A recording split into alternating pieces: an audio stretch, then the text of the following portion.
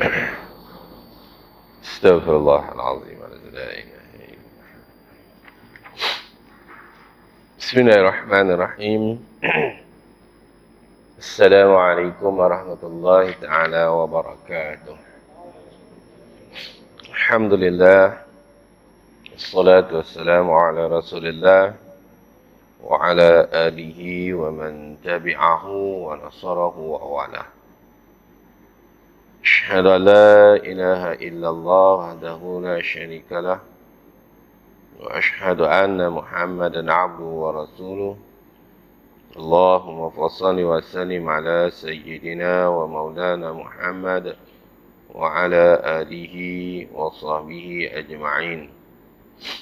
Subhanaka la ilma lana illa ma 'allamtana innaka antal alimul hakim. Rabbi shrah li sadri wa yassir li amri wa hlul 'uqdatam min lisani yafqahu qawli. Allahumma aftah 'alaina hikmataka wa ansur 'alaina min hadaini rahmatika ya arhamar rahimin. Faqala Allah Ta'ala fil Qur'anil Azim, a'udzu billahi minasyaitonir rajim. Fadzakir fa inna dzikra tanfa'ul mu'minin. Wa ma khalaqtul jinna wal ins illa liya'budun. Shadaqallahul azim. Wa qala Rasulullah sallallahu alaihi wasallam min hadhil majlis kiramil Fatihah. A'udzu billahi minasyaitonir rajim. Bismillahirrahmanirrahim. Alhamdulillahi rabbil alamin. Arrahmanir rahim. مالك يوم الدين إياك نعبد وإياك نستعين اهدنا الصراط المستقيم صراط الذين أنعمت عليهم غير المغضوب عليهم ولا الضالين آمين.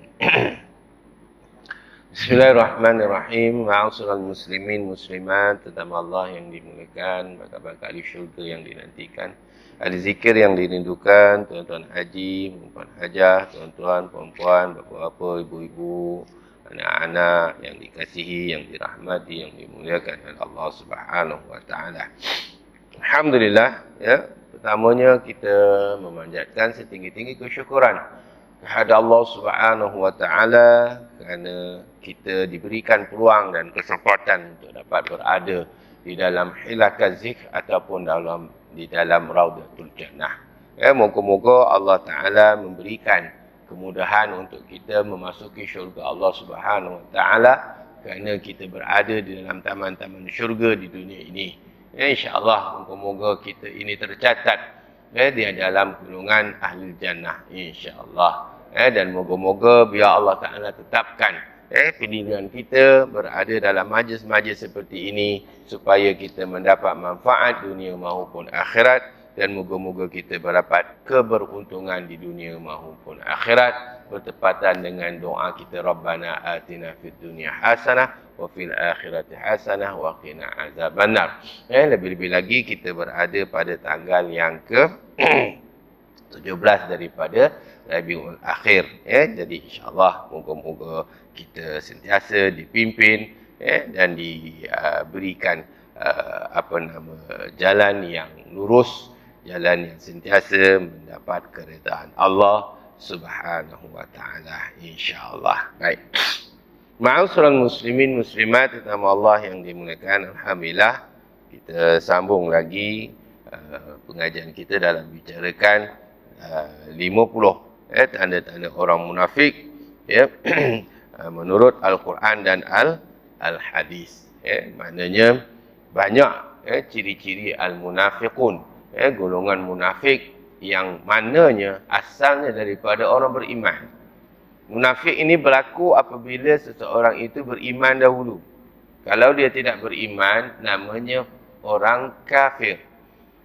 Ataupun orang itu ialah orang derhaka, asi.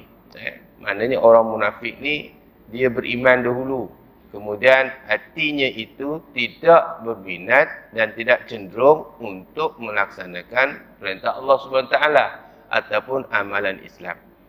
Maka dia boleh berubah Kerana Allah Subhanahu Wa Taala mengatakan innal munafiqina fi darki asfali minan nar. Bahawa orang munafik itu tempatnya lebih teruk daripada orang kafir. Kenapa?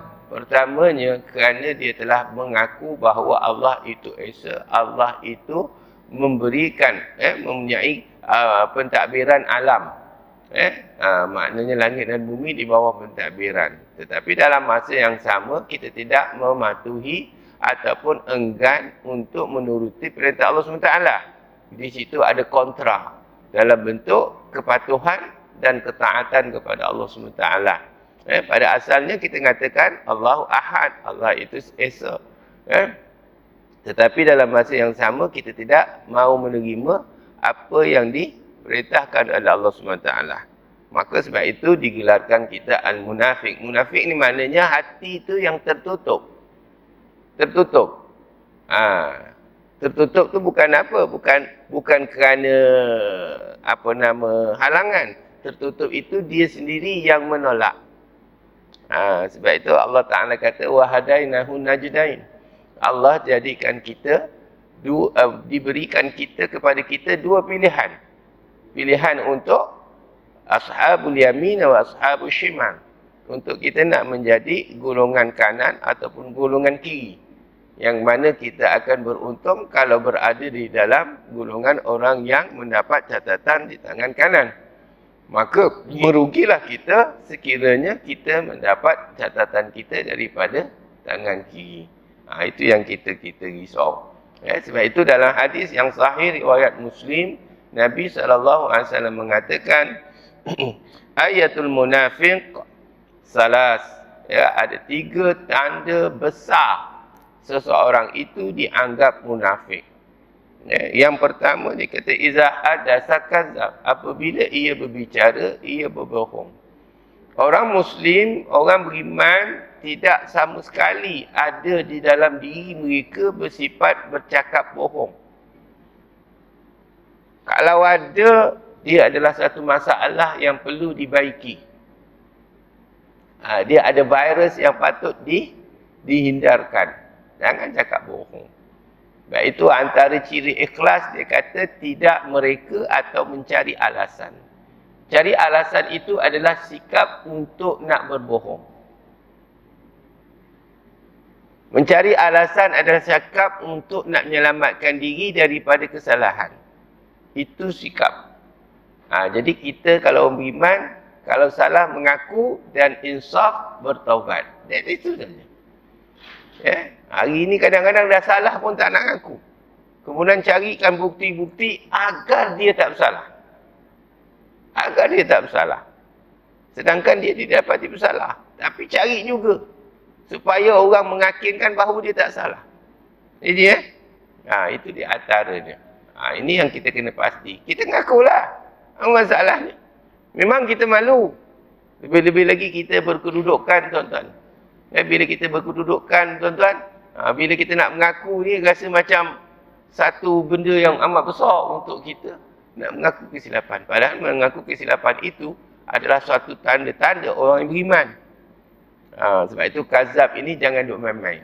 Tak kiralah apa juga kita dengan bentuk yang telah kita bicarakan dahulu. Yang kedua, wa iza wa'adal akhlaq. Apabila dia berjanji, dia mungkir. Ini ramai juga orang, dia suka berjanji. Ini musim-musim orang tak berjanji ni, tuan-tuan. Lepas tu, sebab itu tuan-tuan, orang politik ni, maaf saya cakap ni, dia suka janji, lepas tu, dia buat. Wallahualam lah. Kalau dia menepati, alhamdulillah. Tapi kebanyakannya tidak. Itu dia antara, macam mana kita nak memilih pemimpin-pemimpin yang betul-betul yang boleh memberi kebaikan kepada kita. Itu contohlah saya nak cakap. Ini tengah musim ni kan. Kita dengar je lah apa yang mereka nak buat. Harap-harap apa yang mereka janjikan itu dapat dilaksanakan. Dan yang ketiga, wa izatu mina khanat. Apabila diberi amanah tanggungjawab, dia menyalahgunakan tanggungjawab mereka. Apabila dia memberi amanah, mereka tidak melaksanakan amanah. Malah mereka mengutamakan kepentingan diri dia daripada kepentingan orang ramai. Ini antara juga di antara ciri-ciri munafik yang besar. Ya, di samping itu, ya, dalam kitab ini mengatakan bahawa orang itu juga dikira munafik, ada 50 ciri-ciri yang lain berpandukan kepada Al-Quran dan Al-Hadis. Antaranya, hari ini kita masuk tanda yang ke-33. Oh, dah 33. Mana 33? 33 bulan. Kita ada 50 bulan lagi. Ada apa? Ada 17 bulan lagi. 17 bulan tu maknanya setahun lebih lagi je. Setahun setengah lebih kurang. 18 bulan, setahun setengah. Sabar je dia. InsyaAllah. Baik. Apa ciri-cirinya? Ciri yang ke-33 iaitu suka kepada kesesatan dan menyesatkan orang. Ya. Ini antaranya. Islam menghendaki umatnya agar mengamalkan hidup pada jalan yang benar. Ihdinas siratal mustaqim. Dalam segala aspek sebagaimana yang digariskan di dalam Al-Quran dan Al-Sunnah. Tuan-tuan, sebab itu kita baca 17 kali, tuan. Ihdinas siratal mustaqim. Tunjukilah kami jalan yang lurus. Kerana jalan yang lurus itu jalan yang diridai oleh Allah Ta'ala. Jalan yang simpang siur, jalan yang bengkang-bengkok, jalan yang tidak menepati Al-Quran dan Sunnah ialah jalan syaitan. Jalan syaitan. Sebab itu, dalam surah Al-Baqarah ayat 16, Allah Subhanahu wa taala berfirman, a'udzubillahi minasyaitonir rajim, ulaika allazina ishtarau ad-dhalalata bil huda fama rabihat tijaratuhum wama kanu muhtadin. Sadaqallahul azim. Yang bermaksud mereka itulah orang-orang yang membeli kesesatan dan meninggalkan petunjuk. Siapa dia? Itulah orang munafik. Mereka suka memilih kesesatan daripada jalan petunjuk. Hari ini tuan-tuan susah orang nak menerima kebenaran bila dia kontra ataupun tidak sependapat dengan dia. Susah hari ini. Walaupun jelas kita nampak benda itu betul. Tapi oleh kerana kita tak minat, kerana dia bukan dari aliran kita, dia bukan daripada fahaman kita, biasanya kita tolak. Kerana kita terbiasa dengan apa yang kita nak, mengikut hawa nafsu kita. Ini kata Allah SWT. Ulaika allazina ishtarau ad-dhalalata bil huda. Dia tahu benda itu tak elok. Benda itu membinasakan, benda itu merosakkan, benda itu tidak mengikut acuan agama Allah SWT. Tapi mereka minat untuk melakukan kemungkaran. Ya? Fama rabihat tijaratuhum. Ya, maka tiadalah beruntung perniagaan mereka. Wa ma kanu muhtadin. Mereka buat itu tidak akan menguntungkan. Kata Allah SWT, kalau kita memilih untuk sesuatu yang memang itu tidak benar, memang tidak ada, memang dilarang oleh agama Allah Ta'ala, benda itu tidak akan menguntungkan, walaupun nampak macam untung. Hari ini tuan-tuan kita terkelabu. Kita terhijab dengan nampak benda kebenaran. Kadang-kadang orang tegur kita. Masyarakat orang kita ni tuan-tuan, kalau tegur-tegur dalam bab agama ni banyak kecil hati. Cepat kecil hatilah. Kalau kita tegur dalam bab solat contohnya, dalam bab ibadah, suruh luruskan saf pun contoh kan. Seluruh saf tu kan dah dikatakan dalam hadis Muslim. Sawu sufufakum. Luruskan saf. Itu arahan tu. Tapi berapa ramai yang nak ikut? Dia sembahyang. Dia tetap masuk saf. Tapi bila kita suruh lurus, kita suruh rapat, dia buat tak? Nak buat ke? Yang benar-benar beriman dia tangguh. Dia buat. Tangguh. Tak aman dia ni. Buat bodoh je. Buat something dia je ni. Sedangkan benda itu memang disuruh. Bukan suka-suka. Kerana dia kata dalam hadis itu, sawu sufufakum fa inna taswiyatu shaf min tamamis salah. Dengan kedudukan saf yang betul dan rapat itu menyempurnakan solat berjemaah. Prasyarat solat jemaah itu dapat sempurna dengan kedudukan tersebut. Berapa ramai orang keras kepala rupa itu. Bukan tak bagus solat tu, tapi susah. Bila kita tarik bagi rapat, dia tengok kita ke atas bawah, ke atas bawah. Ji, luruskan Ji. Dalam hati dia kata, macam dia bagus. Tak, ini bukan masalah bagus tak bagus. Kadang-kadang kita ni bila tegur dalam bab agama, kita rasa macam orang tu baik, kita tak baik. Bukan. Dia tegur bahawa zakir fa inna zikra tanfa'ul mu'minin. Allah Ta'ala kata beri peringatan. Kerana dengan memberi peringatan itu mendatang manfaat. Apa maksud manfaat? Kita buat itu sempurna. Ibadah kita sempurna. Segala apa kerja kita itu mendapat reda. Itu dia kita nak. Sebab itu dapat manfaat. Tapi kita rasa itu mengganggu privacy. Tuan-tuan, dalam bab agama ada yang perlu privacy, ada yang perlu tak privacy. Yang mustahak berlapang tak ada. Kita tengok Rasulullah SAW juga ditegur. Ya, ketika datang seorang Ummi Maktum, ya, sahabat Nabi yang buta. Ya, apabila dia dengar suara Nabi, dia bukan tahu Nabi sembang dengan siapa. Ya. Lalu dia cari Nabi. Ketika itu Nabi memalingkan muka. Ya, abasa wa tawalla, masam muka Nabi ketika itu. Tetapi Allah tegur Nabi. Itu sifat manusia. Mesti ada silapnya. Walaupun Nabi tidak melakukan dosa, tetapi kesilapan itu tetap ada. Dan namanya manusia. Jadi jangan anggap apa yang kita dah buat ini betul belaka. Jadi kadang-kadang kita perlu mendapat nasihat. Hati itu kena lapang. Sebab itu Nabi bersifat halim dan tawaduk. Apa dia halim? Iaitu lapang dada, lemah lembut, mudah maafkan. Dia tidak simpan dendam. Kemudian tawaduk, rendah diri. Orang yang rendah diri ini senang mendapat nasihat.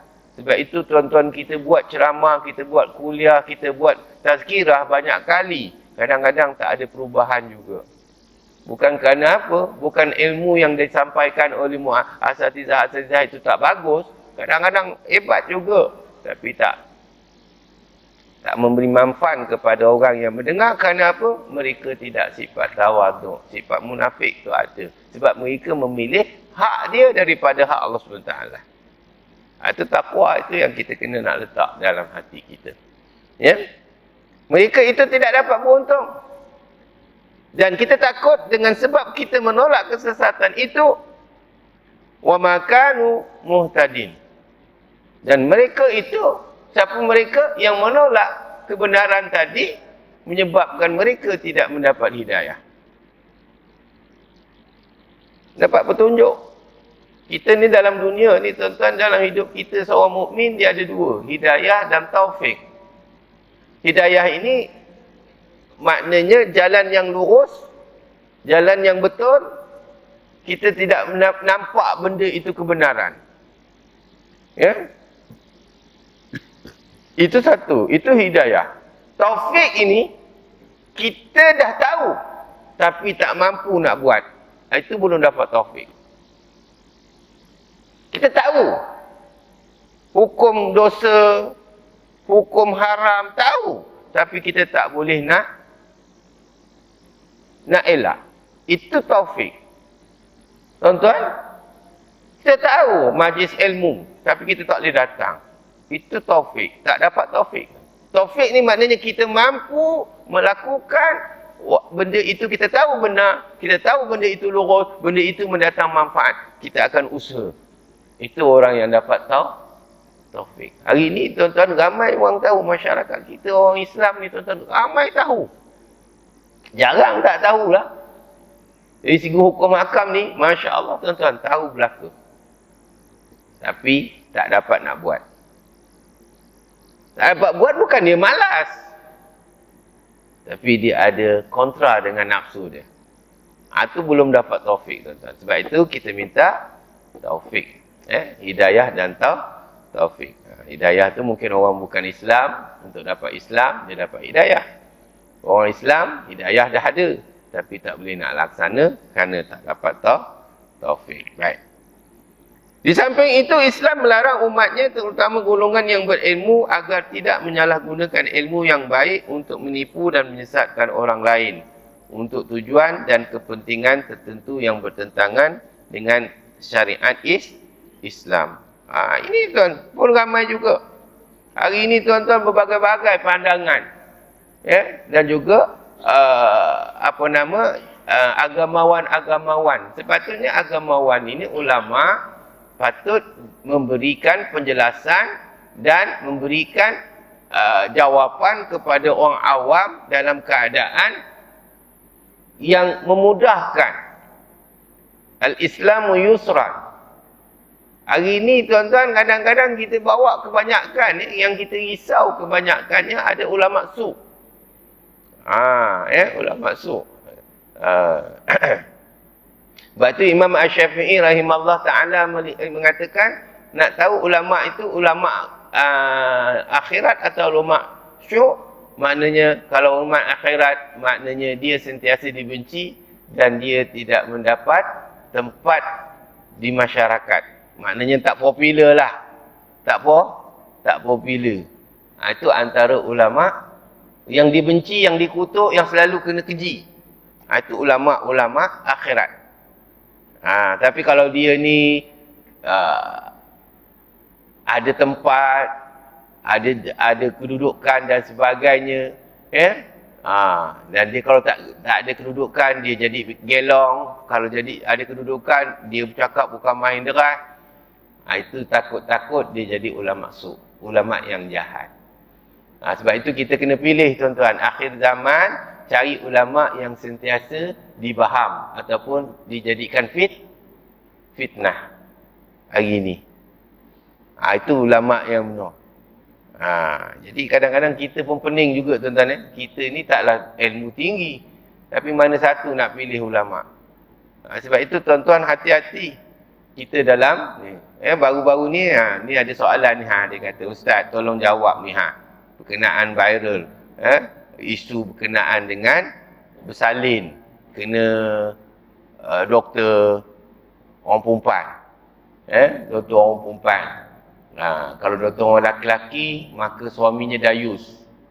Bila dayus ni tuan-tuan, dia punya istilah dayus tu berat, sehingga kan dayus itu menyebabkan tak cium bau syurga. Tak ada can masuk syurga je.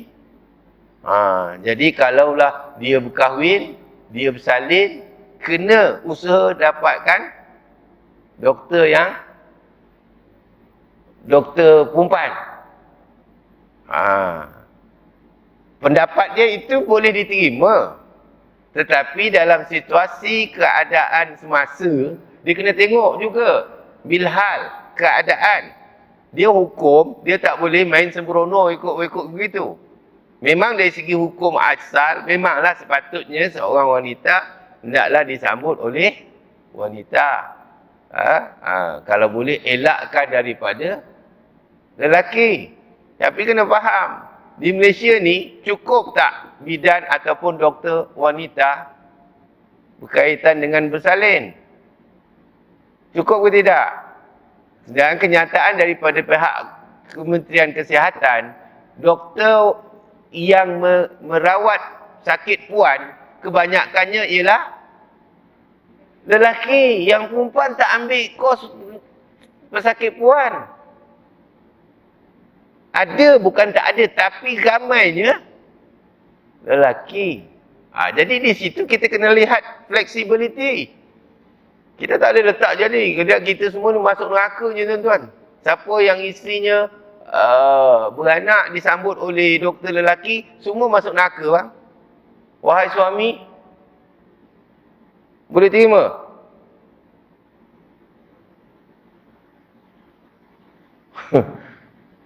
Dia kata darurat, ni bukan darurat. Dia hujah lagi kan, bukan darurat. Ini kena faham tuan-tuan.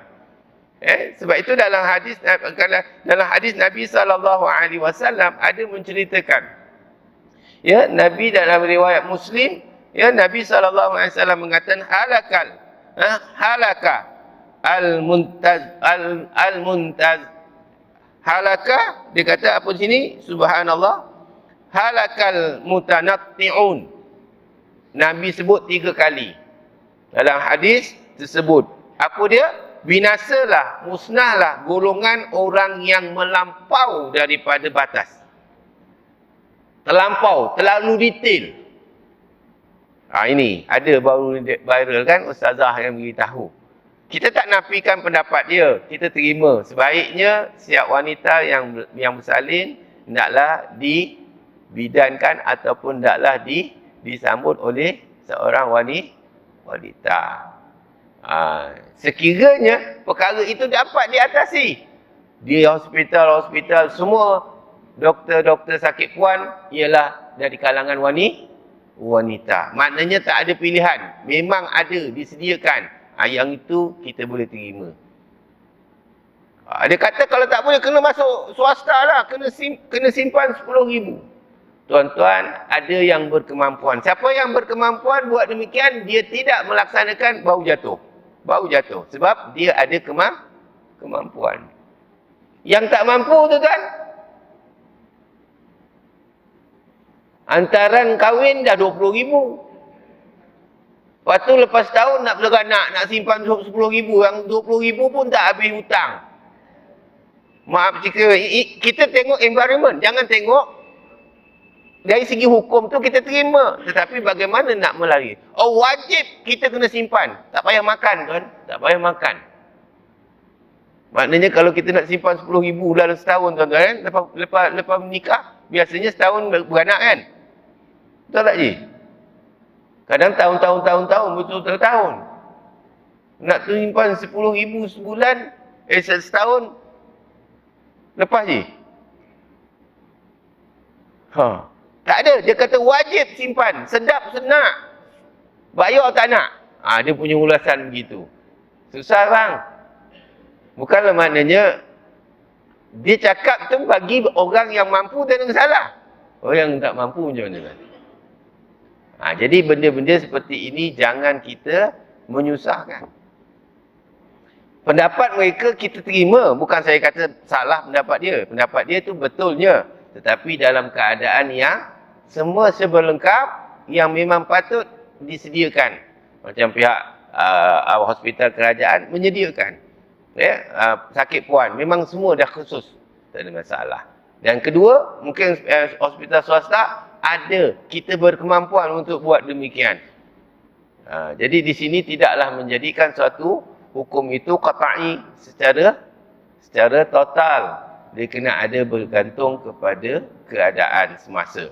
Kemampuan. Kalau ada doktor perempuan pun dia pun beranak juga. Tak cukup juga. Jadi benda-benda seperti ini kita kena berhati-hati. Sebab boleh menyebabkan orang jadi susah. Bayangkan tuan-tuan kalau menyebabkan sesat. Sebab ini benda-benda bila menyebabkan sesat dosa besar ni tuan-tuan, kena teliti sikit. Biarlah pihak majlis fatwa yang akan decide benda ni. Kita sebagai mungkin ustaz-ustaz, mungkin sebagai asatizah, pastikan kita nak mengeluarkan kenyataan itu biar berpandukan kepada ilmiah, tapi jangan sampai mengeluarkan fatwa. Sebab kita sebagai seorang yang memberikan kuliah ni, dia tidak ada title untuk keluarkan fatwa. Ini kena faham. Jadi ingatkan kepada asatizah, muallim yang beri ceramah. Dia beri pandangan tak apa, tetapi tidak meletakkan hukum. Pandangan berbeza. Saya berpendapat begini, tak ada masalah. Tapi bila dia kata dayus, terus letak dayus, itu dah satu hukum yang berat. Dayus dosa besar bang. Tak cium masuk syurga dan tak masuk syurga. Sama dengan hukum nusus. Ini kena hati-hati. Baik itu, jangan pilih kesesatan. Yang ini menyebabkan orang baik boleh jadi sesat tuan-tuan. Sesat bukan kerana sesat itu keluar daripada batas agama. Tidak. Sesat itu menyebabkan mereka tidak jalan dengan jalan yang betul. Jadi menyusah. Jadi Islam ni bukan sesuatu yang menyusahkan. Dia ada flexibility. Tetapi jangan mengambil mudah. Sebab itu Nabi pesan, dia kata alaka. Jangan sekali-kali kamu masuk golongan yang terlalu detail. Terlalu detail. Detail. Peringkat kita orang awam, tuan-tuan, apa yang disampaikan oleh ulama, apa yang disampaikan oleh pihak-pihak berkuasa, kita patuh. Itu saja peringkat orang awam. Tak perlu detail. Sebab kita bukan pengkaji. Kita adalah user. Orang awam. Tapi kalau kita seorang pengkaji, maknanya yang pegang dasar, dia kena detail. Dia yang bagikan detail. Sebab orang awam dia tak suruh sampai di detail. Ni tanya ni, ni hadis betul ke sahih tak sahih? Hadis ni betul ke tidak? Dia tanya. Kita bukan peringkat untuk begitu. Kita dengar daripada ulama, kita dengar daripada sebab itu al-ulama warasatul anbiya. Itu dah memadai bagi orang awam dan beramal dengan amalan yang telah disepakati oleh ulama. Sebab itu dasar hukum orang ahli sunnah wal jamaah, Al-Quran, Al-Hadis, ijma' ulama, qiyas. Kenapa dia letakkan itu? Untuk memudahkan orang awam seperti kita. Detail. Contoh macam saya baca tadi surah apa? Suratul Baqarah ayat 16. Tuan boleh simaklah 16. Dia baca tadi, saya baca atas dasar tafsir. Dari segi terjemahan. Tak payah detail lah. Nak detail kita tengoklah kitab Ibnu Katsir, Pimpinan Rahman. Baru detail. Sekarang umum, kita saja semak saja mengatakan ini ayat Quran. Ada dalilnya. Cukup. Untuk orang awam. Untuk orang yang lebih nak mendekatkan diri, untuk orang yang pengkaji, dia kena semak lagi detail. Kalau kita semua detail, semua jadi susah, tuan-tuan. Sebab itu Nabi pesan, jangan kamu detail sangat sehingga kamu menyusahkan kamu. Dulu pernah cerita dahulu, tuan-tuan, orang yang cuba nak berdikari kononnya. Sehingga kan pakaian ini nak dikira. Ni pakaian ni buat daripada apa? Susah lagi kan? Ni siapa yang tenun, siapa yang buat, pokoknya tanam dari mana, siapa yang siram, benih daripada apa. Agak-agak tuan boleh pakai ke kalau macam tu? Baju. Kalau peringkat begitulah. Ni siapa yang tenun, siapa yang jahit, siapa yang pintal benang, pokok kapas tu siapa yang tanam, baja daripada apa. Kalau dipikir macam tu, tak pakai baju kita bang. Tak pakai. Itu bukan peringkat kita untuk nak kira begitu. Kecuali kita dah sampai peringkat uzlah ataupun peringkat untuk suluk. Itu kita lain. Kita masih memerlukan. Sebab itu kita tak perlu untuk uzlah ataupun suluk. Untuk nak mengasing diri daripada orang. Faham tak, Cik? Belum. Kita ni kalau tak pergi ngeteh kat kedai pun gigil lagi. Kita tak? Tak makan roti canai, gigil lagi. Tak payah ada uzlah lah. Faham tak? Ini bukan peringkat kita. Itu biar peringkat orang-orang yang berautoriti yang ada kuasa begitu. Jadi kita peringkat awam ni, tuan-tuan, tolonglah. Kadang-kadang kita viral macam ni. Ini di antara. Jadi perkara-perkara seperti ini, pendapatnya bukan saya sanggah. Saya tak sanggah pendapat ustazah tersebut. Tetapi janganlah beratkan orang sehingga kan menjadikan hukum semua orang yang siapa yang bersalin isinya doktor lelaki, dayus, masuk neraka. Sebab dia kata aurat orang lelaki, orang perempuan adalah untuk orang lelaki, untuk suaminya, bukan untuk orang lain. Ini berkaitan nyawa bang, bukan duduk tepi jalan, duduk buka gitu. Anda kena faham, ini ketika ini orang bersalin. Kalau tuan boleh sambutlah. Ada belajar. Kang sambut salah, meninggallah. Dah siapa nak jawab. Sebab kita bukan pakar dalam bidang itu. Faham ni ya? Itulah lebih kurang jawapan saya. Jadi janganlah kita ni kelang kabut. Viral lah. Dengar je lah. Jadi hari ni tuan-tuan, dekat YouTube, dekat Google, dengan macam-macam Instagram, macam-macam, TikTok ni macam-macam. Jadi tuan-tuan, saya nak tengok tadi, saya kata nak cari ustaz ataupun ulama su atau ulama akhirat. Tengok. Mereka ini untuk glamour ke untuk apa? Hari ni tuan-tuan banyak juga ustaz untuk ustaz glamour orang kata. Dia nak populariti. Jadi kalau populariti tu tuan-tuan, kita boleh dengar je lah, tapi tak boleh nak ambil maklum. Sebab kita takut ni. Sebab golongan-golongan orang yang cuba ilmu ni, yang banyak ilmu ni banyak. Sepatutnya dia menjurus kepada memberikan kepahaman kepada masyarakat. Bukan mengelirukan masyarakat. Hari ni banyak tuan-tuan. Kita pun pening. Hati-hati bila kita bercakap itu. Sebab itu setiap Muslim bertanggungjawab membebaskan diri dari segala kesesatan dan sentiasa menyuruh kepada melakukan yang benar dan baik. Hati-hati tuan-tuan, jangan kita milih kesesatan. Walaupun perkara itu kita tak kenan, kita tak setuju dalam hati kita. Tapi kalau benda itu berkaitan dengan hak Allah SWT, maka kita kena patuh. Sami'na wa ata'na. Kita kena ngau, kita kena patuh dan kena taat. Sami'na wa ata'na. Kita dengar dan kita taat, kita ikut. Kadang tak setuju juga. Agar tidak tergolong dalam golongan orang-orang munafik yang suka menyesatkan orang. Sebab itu orang munafik ni tuan-tuan, sedangkan mereka itu telah diberi penjelasan, telah diberi pengetahuan, telah disampaikan ilmu, telah diberi petunjuk, tapi mereka menolak. Itulah di kalangan orang-orang jahiliah zaman Rasulullah SAW. Mereka bukan tak nak, mereka tak tahu agama Islam itu cantik. Contoh Abu Jahal, dia tahu Al-Quran tu bagus, apa yang terkandung, ajaran agama Islam tu baik, memberi manfaat. Tetapi oleh kerana dia berkedudukan, ni Abu Jahal ni tuan-tuan. Sebab itu nama dia sebenarnya bukan Abu Jahal. Sebab dia ni memang tak mau terima langsung. Dia bukan tak tahu benda itu bagus. Apa yang Nabi sampaikan, semuanya baik. Tapi dia menolak bukan kerana tidak baik ajaran itu, tetapi oleh kerana dia berkedudukan, dia rasa aib kalau dia menerima pendapat apa yang disampaikan oleh Rasulullah sallallahu alaihi wasallam. Ini kita dah diperangai. Jadi kita jangan jadi perangai macam Abu Jahal. Ya tuan-tuan. Jadilah seperti Abu Bakar. Yang sentiasa membenarkan apa yang dikatakan oleh Nabi SAW. Kerana apa? Kerana apa yang Nabi dapat itu semua daripada Allah SWT, iaitu wahyu. Jadi apa yang disampaikan oleh ustaz, muallim-muallim, mereka berpandukan Al-Quran dan Al-Hadis. Dia baca Al-Quran, nak semak, ambillah ayatnya.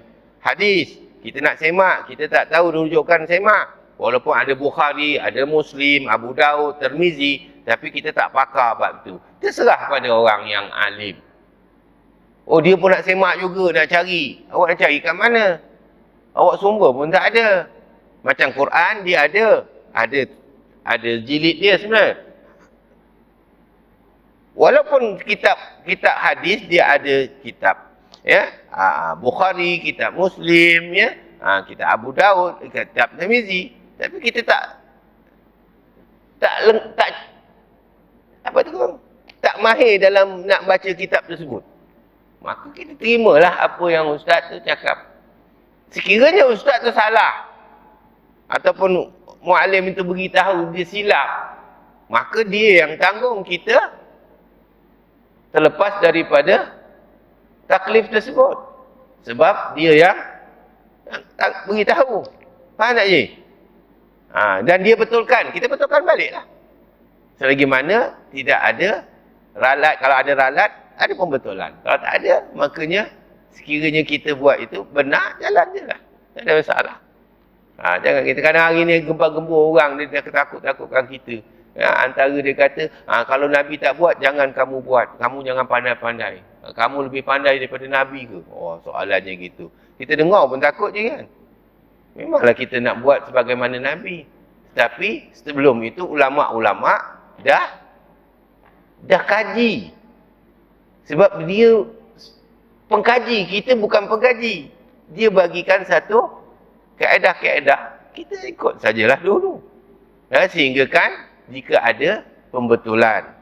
Ini kadang-kadang mengelirukan orang ramai. Hati-hati tuan-tuan. Sebab saya tahu tuan-tuan jenis orang yang rajin buka sosial punya Allahumma salli ala sayyidina Muhammad, laman sosial ni banyak dapat input sekarang senang, ada orang rakam dan sebagainya. Ni saya punya rakam ni kadang-kadang ada orang yang petikai juga. Saya tak kisahlah dia nak petikai. Ada, saya tahu. Dia nak petikai, saya terima. Tapi dia tak ada cakap dengan saya, dia tak direct dengan saya. Tapi dia buat spekulasi lain. Dia buat cara dia. Patutnya kalau contoh macam saya ada buat silap, saya ada buat salah, kita akuilah kadang-kadang kita pun tersilap juga. Rujukan kita pun silap. Sepatutnya pihak yang faham rujuk balik dengan saya, betulkan balik. Itu cara harmoni, betul tak? Ini tidak dihentam balik. Sebab macam video tu pun saya tengok sekejap je lah, sebab saya tengok apa kontennya. Tapi Ustaz Azhar Idrus pun dah jawab dah tentang yang bersalin tu tadi tu. Ada setengah tak tengok. Tak apalah. Benda tu pun tak pihak pejabat mufti pun tak jawab lagi. Jadi biarlah pihak pejabat mufti yang jawab. Sebab dia berautoriti. Saya cakap dari segi pendapat saya ataupun pahaman saya. Itu yang saya faham. Jawapan saya bukan yang terbaik, mungkin ada lagi yang baik daripada itu. Sebab itu saya kata saya tak sanggah pendapat dia, faham tak? Saya terima pendapat dia, tapi jangan terlalu ketat, detail sangat macam tu. Kecuali dah tak ada pilihan. Benda tu semua dah dibuat dengan sempurna, tapi kita tak buat begitu. Baru jatuh. Ingat kita pun hak doktor perempuan pun tak ramai. Faham tak Ji? Yang nak beranak ramai. Jadi masalah juga di situ. Jadi keperluan pun kena tengok, environment pun kena tengok. Jadi baru kita boleh balancekan sesuatu hukuman. Jadi tuan-tuan, jangan jadi orang yang mempersulit. Kita mudahkan urusan orang, insya-Allah. Tetapi jangan terlalu mudah sehingga kan kita mengabaikan hukum hakam. Sebab itu Allah Subhanahu Wa Taala berfirman dalam surah An-Nisa ayat 44. Allah Ta'ala berfirman tentang orang yang suka menyesatkan orang ini dan memilih kesesatan. Iaitu, A'udzubillahi minasyaitanirrajim. Alam tara ilal ladzina utu nasiban minal kitab yashtaruna ad-dalalata wa yuriduna an tadillus sabil. Sadaqallahul azim. Yang bermaksud, apabila kamu tidak melihat orang-orang yang telah diberi bahagian daripada ahli kitab, ini Taurat atau Injil. Mereka memilih kesesatan dan mereka bermaksud supaya kamu tersesat dari jalan yang benar. Itu banyaknya ahli-ahli kitab tuan-tuan. Kalau ikut sejarah yang lama, dalam Al-Quran menceritakan banyak ahli kitab. Antaranya orang yang berpegang kepada Taurat, Injil. Mereka bukan tak tahu dalam itu ada cerita. Apa yang disampaikan oleh Rasulullah SAW telah diceritakan di dalam Taurat, tetapi mereka tidak mahu terima. Bukan mereka tak baca kitab mereka, kerana mereka memilih kesesatan. Sebab kalau mereka memilih itu, seolah-olah mereka dah hilang populariti. Sebab dia kata kami pegang pada kitab kami. Sedangkan bila kita datang kitab baru yang menasahkan ataupun yang memasukkan kitab lama, kita kena pegang yang baru. Macam pekeliling. Kita ada pekeliling, pihak berwajib mengeluarkan pekeliling. Kemudian ada pindaan. Kita nak pakai pindaan ke pakai yang lama? Pekeliling, ada pekeliling satu. Lepas tu ada pindaan. Kan? Ada pindaan. Maka pekeliling yang satu tu nak pakai lagi ke pakai pindaan? Mesti pakai yang pindaan, tak boleh pakai pekeliling yang lama. Tapi pekeliling yang lama tetap diguna pakai, tapi telah ada tambahbaikan. Itu namanya pindaan. Begitulah itu dalam elemen pentadbiran. Kan? Kita dapat memo pertama dengan memo kedua. Benda yang sama tapi ada perubahan. Kita nak pakai yang mana? Mesti pakai yang kedua.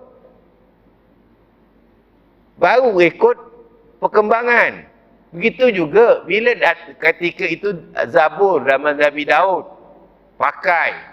turunnya Taurat zaman Nabi Musa, maka termansuhlah Zabur, valid Taurat. Apabila timbulnya Injil, maka termansuhlah Taurat, validnya Injil. Bila datangnya Al-Quran, maka terbatallah ataupun termansuhlah Injil, terpakailah Al-Quran. Dan Al-Quran tu tak ada pemansuhan sampai sekarang. Tak ada. Maka pakailah sampai kiamat. Itu dia punya kronologi. Pakai sampai itu. Maka apabila kita kata itu daripada Al-Quran, maka kita kena beriman dan kita kena patuh, kita kena taat. Barulah kita tidak sesat. Sebab ini berlaku. Allah Ta'ala rakam dalam surah An-Nisa ayat 44 ni. Ya, banyak orang yang dapat petunjuk, dah tahu, tapi mereka tak nak berubah, mereka tak nak memilih perkara yang benar. Ini sikap orang munafik. Sebab apa? Dia selesa dengan apa yang ada. Selesa apa yang ada. Jadi macam kita di negara kita ni tuan-tuan, dia ada pejabat mufti. Maka mufti itulah yang mengeluarkan fatwa, maknanya hukum hakam yang terkini dari semasa ke semasa. Selagi mana tidak ada fatwa baru, maka pakailah fatwa yang lama. Kita ni ada fatwa pun tak pakai juga. Kita pakai petua juga. Petua kita je, Ji.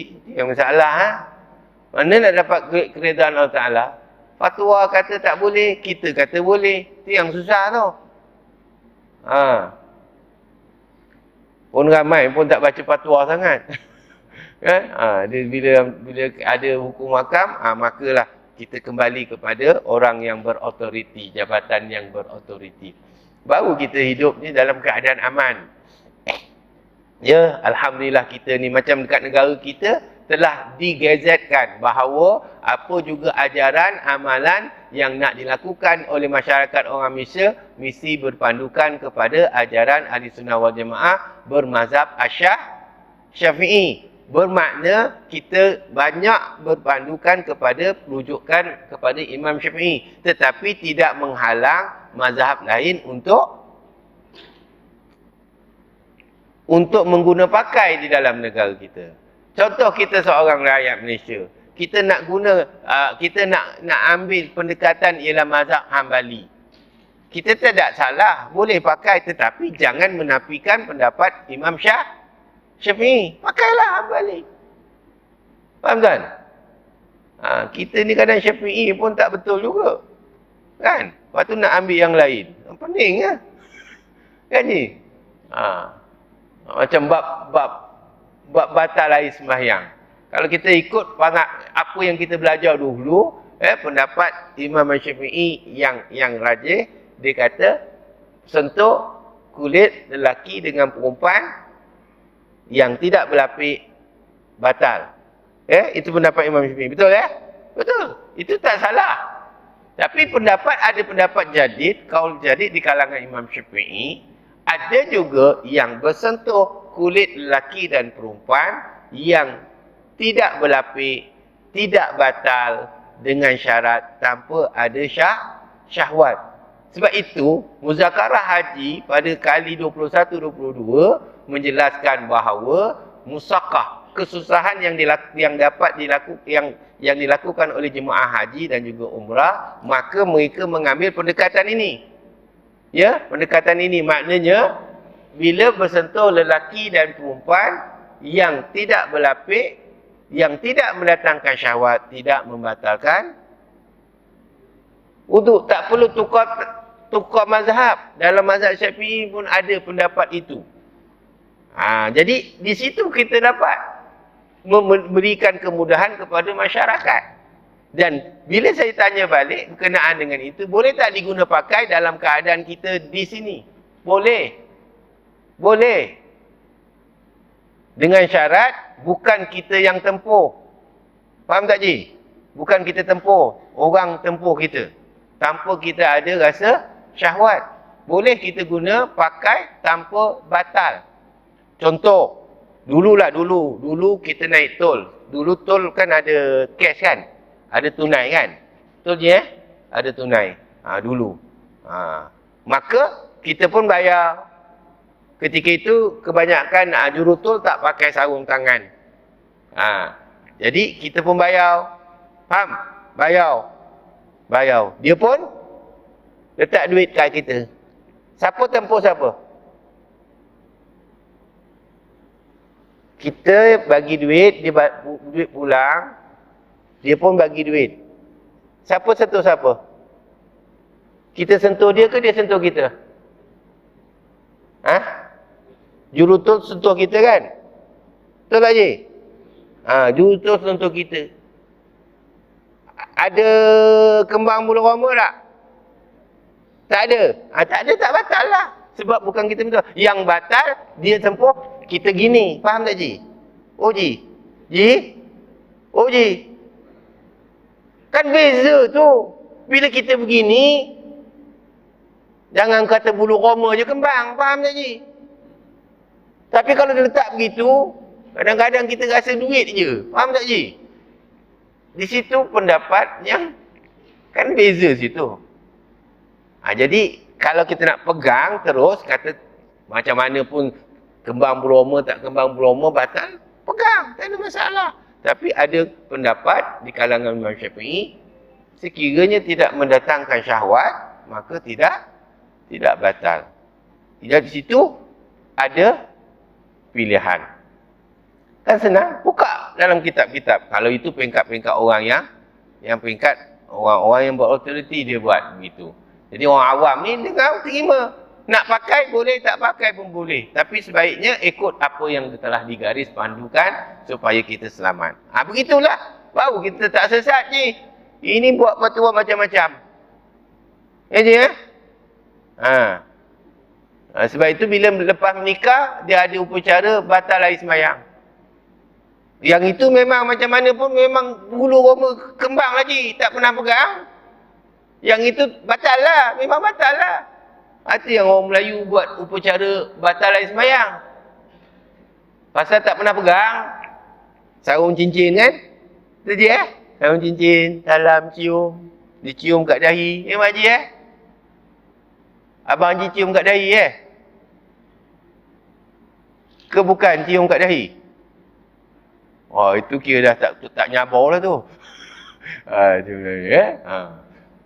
Itu adat. Kalau ikut kita hukum dia tak ada lah suruh macam tu. Tapi nak bagi kau pertama kali pegang isteri dia. Faham tak je jadi dulu-dulu adalah upacara tersebut. Sebab dulu memang nak jumpa susah. Faham tak je? Sekarang dah basi. Faham tak je? Sekarang dah basi. Bukan setakat batal sembahyang. Entah apa yang dibatal, macam-macam batal lah. Jadi tak ada dah upacara tu. Karut je. Faham tak je? Itu contoh.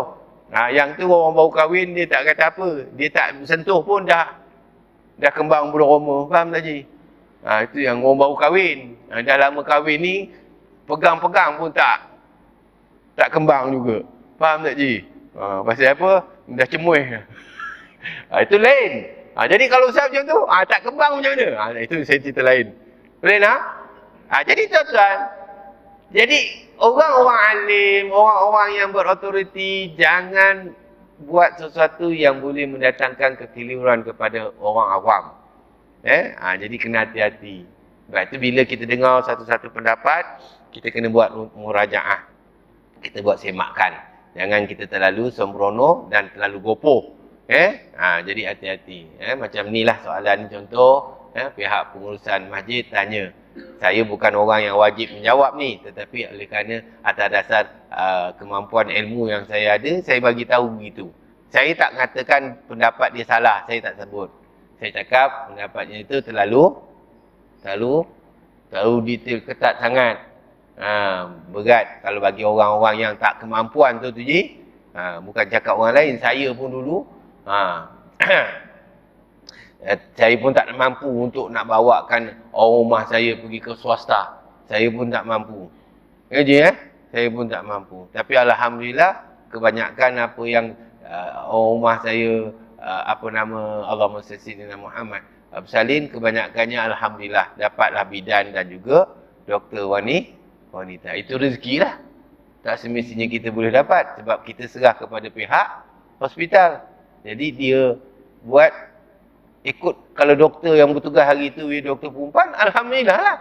Bukan kita boleh adjustment ni tak?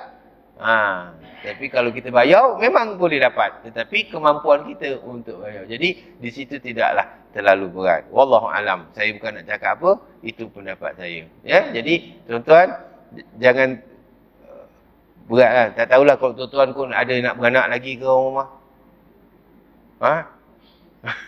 Mak ada dah tahu kan. Kalau tuan-tuan teringin lagi nak beranak, terpaksalah simpan duit, faham lah. Sebab kita keperluan semua dah cukup. Jadi boleh simpan je. Pengulu mana tahu kok orang rumah nak beranak lagi. Oh, dah pencen. Jadi kalau dah pencen, cari yang tak pencen lain. Allahu Akbar. Kalau teringin lah. Mak Haji kok Mak Haji teringin nak beranak lagi ke? Udah Ustaz, dia kata.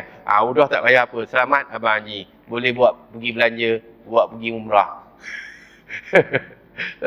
10,000 tuan-tuan bukan sikit Bukanlah kita sayang, bukan tak sayang. Bukan kita sayang harta, tetapi kemampuan itu banyak urusan yang patut kita boleh gunakan lagi. Ya tak? Anak-anak nak sekolah, keperluan-keperluan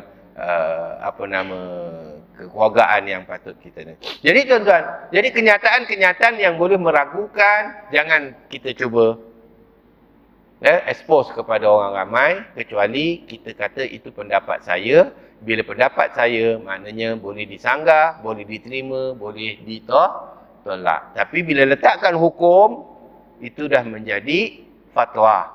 Faham je itu berbeza. Macam tadi, pilihan. Sentuh tadi, nak batal ke tak batal, dia ada pilihan. Nak pilih tak batal, betul. Nak pilih batal pun betul. Yang Ustaz jangan gaduh. Sebab dia telah diperjelaskan, telah ada ulama, ada pihak berkuasa telah menjelaskan hukum-hukum tersebut. Kita tak sampai, maka kita terima hukum itu. Sebab ada pindaan, maka kita kena pakai. Sebab ada pindaan. Tetapi tidak membatalkan arahan yang lama. Ini di antara. Jadi tuan-tuan, jangan kita pilih kesesatan. Dan jangan kita menyesatkan orang. Satu lagi saya nak nasihat, sekiranya kita tak pasti, kita tidak ada bukti, kita tidak ada dalil, jangan sampaikan. Jangan forward, jangan kita sebarkan. Pastikan apa yang kenyataan-kenyataan daripada seseorang yang ada ilmu. Jangan cepat kita nak sebarkan. Pastikan semak dahulu. Kalau kita tak pasti, jangan semak. Hari ini banyak kenyataan-kenyataan yang meragukan. Yang lebih baik kita tinggalkan. Kalau kenyataan-kenyataan itu mendatangkan keraguan. Kecuali mendatangkan dalil dan juga hujah-hujah yang sahih. Baru kita boleh pakai. Kalau tidak, kita abaikan ataupun kita bertanya kepada yang ahlinya. Fas'alu ahla zikr in kuntum la ta'lamun. Kata Allah Ta'ala, tanyalah kepada yang ahlinya. Kalau bab agama, kita tanya kepada siapa? Pejabat mufti. Kalau bab agama, Jabatan Agama Islam ataupun pejabat mufti untuk mendapatkan jawapan yang lebih tepat. Kalau tanya dengan ustaz-ustaz, dia pendapat ataupun pahamannya, bukan keputusan yang betul. Contoh macam soalan ni kan, saya boleh jawab atas pengetahuan saya dan pahaman saya, tapi bukan jawapan saya yang paling tepat. Tidak. Itu berpandukan. Sebab benda ni biar pihak berwajib yang akan nyatakan, insya-Allah. Jadi barulah kita berjalan dalam jalan yang lurus, jalan yang betul, jalan yang diredai oleh Allah Subhanahu Wa Taala. Hati-hati tuan-tuan dalam bab-bab kesesatan ni. Kalau kita dalam bab agama, kembalilah kepada pihak berwajib, Jabatan Agama Islam ataupun orang yang berautoriti. Jangan kita sampaikan Bahaya tuan-tuan, takut kita membawa kepada kesesatan.